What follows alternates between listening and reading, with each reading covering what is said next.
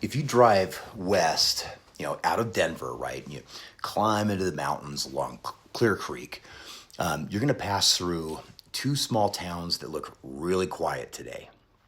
Georgetown, right, and just a little further up the canyon, well, you have Silver Plume. Most people, they see the old buildings, right, the railroad, the mountain scenery, and think that this was just another peaceful mining town. But in the late 1800s, this narrow canyon was one of the wildest places in Colorado, right? Gold, silver, saloons, gamblers, and a red light district that was so active that some historians actually believe that the prostitutes were making more money than the miners. The story, it really begins in 1859 during the first great Colorado gold rush, right?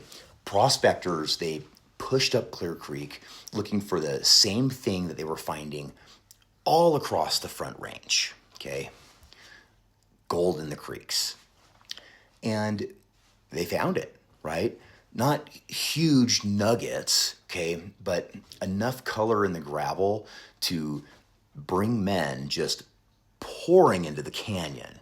So at first they built a rough mining camp and they named it Georgetown.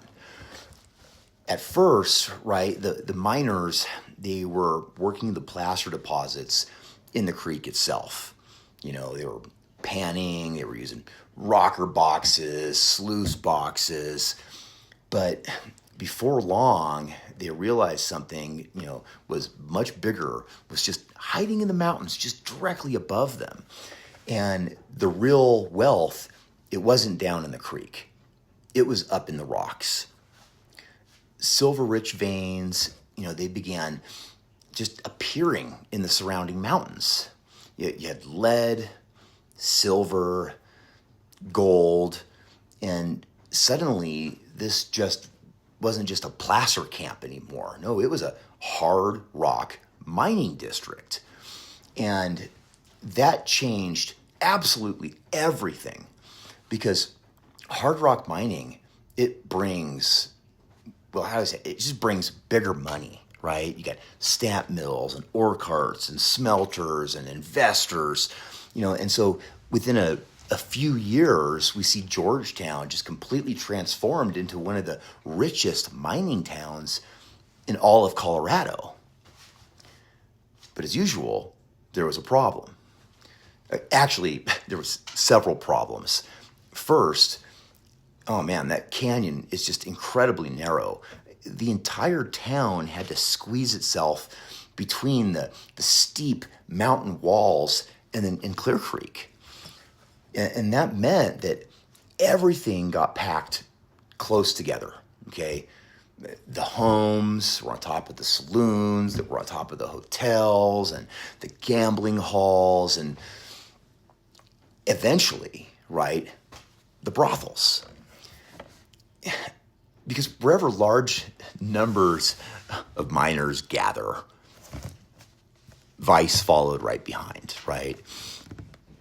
The miners, they worked brutal shifts underground, right? Most of the time it was 12 hours at a time, breathing dust, swinging picks, blasting rock with, they used black powder in those days. And when those miners, came back into town with money in their pockets, right? Well, come on, they were looking to spend it. And fast. So by the 1870s, Georgetown had become one of the most liveliest mining towns that you could find in the Rockies. And the red light district, it became legendary. I mean, you had rows of houses where prostitutes worked the booming mining population, right? And some of these women, they arrived from major cities like San Francisco and Denver, and they came in from St. Louis. And, others, they just drifted in from smaller camps all across the West. And while the miners were, busy chasing gold and silver in the mountains, okay, these women, they were just quietly building fortunes of their own in the canyon down below. Some of the most famous madams, right? They ran entire operations in Georgetown and the nearby Silver Plume, like huge operations. I mean, extremely elegant parlors. They had music and there was champagne and fancy, fancy clothing that they would have shipped up from Denver. And for the right price, a miner could step out of the rough life of the mining camp and into something that almost just looked civilized, at least for a night. And miners, they spent enormous amounts of money doing exactly that. And meanwhile, the mines that were up above town, they were just booming. The Georgetown and Silver Plume district, I mean, it was producing massive amounts of silver and gold ore. I mean, I'm talking massive, hundreds of mines just scattered through the surrounding mountains. Ore wagons, rattling down steep roads, heading to the stamp mills that were all down along the creek, and that's important to know. The massive iron stamps, you guys, they pounded the ore into powder, and it was day and night. That sound of the mills, it echoed through the canyon nonstop, just constantly. But that was boomtown noise, right? That was the soundtrack of money being made hand over fist. But boomtowns, they attract trouble, right? The gambling disputes, the drunken fights, claim jumping, and, you even had the occasional gunfight when, tempers ran too hot. Clear Creek itself reportedly became the final resting place for more than one unfortunate gambler or miner who just pushed the wrong man too far.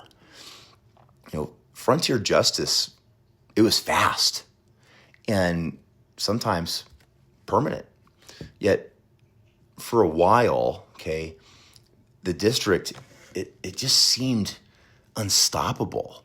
And by the late 1870s, Georgetown, it had become one of the most important mining towns in all of Colorado.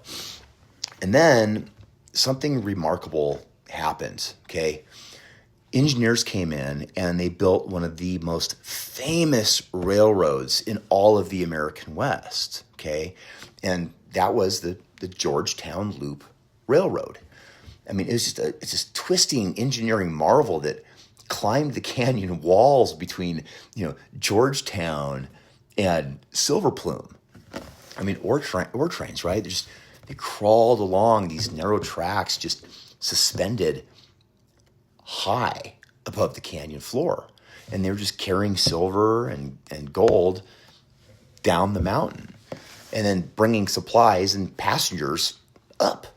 So for a moment, it looked like Georgetown would become, a permanent powerhouse of the Colorado mining industry. But mining districts, they rarely ever stay on top forever, right? Ore bodies, they begin to thin. Metal prices fluctuate, and you have new discoveries that pull miners towards, the next boom town. And slowly, the energy begins to just drain away. So by the early 1900s, many of the richest mines were beginning to slow production. And the gambling halls, they started to go quiet, and even some of the brothels began to close their doors. And the canyon that had once been just packed thick with miners and fortune hunters, well, it just began to calm down. Now today, Georgetown and Silver Plume, man, they look peaceful, historic, right? They're almost sleepy. But if you walk the streets, right, or you hike the old mining trails above town, you're walking through the bones of one of Colorado's just greatest mining districts, a place where gold and silver pulled thousands of people into this narrow mountain canyon, where they were made underground, and where for a while, miners, they weren't the only ones getting rich. Well, if you guys enjoy stories like this, right? Wild mining towns and forgotten red light districts, and the strange history that's buried in the Rocky Mountains, okay? Well, make sure you subscribe and hit the like button so more people who love mining history can find this channel. And, also guys, turn on those notifications, right? Because you don't want to miss the next episode that I drop. And, if you have ever personally explored Georgetown or Silver Plume, right? Or if you've walked the old mining trails above Clear Creek, well, drop your story in the comments below, because some of the best stories from the gold rush, they're still hiding up in these mountains. And so until the next episode, you guys, keep your eyes on the hills, because the gold rush, it never really ended.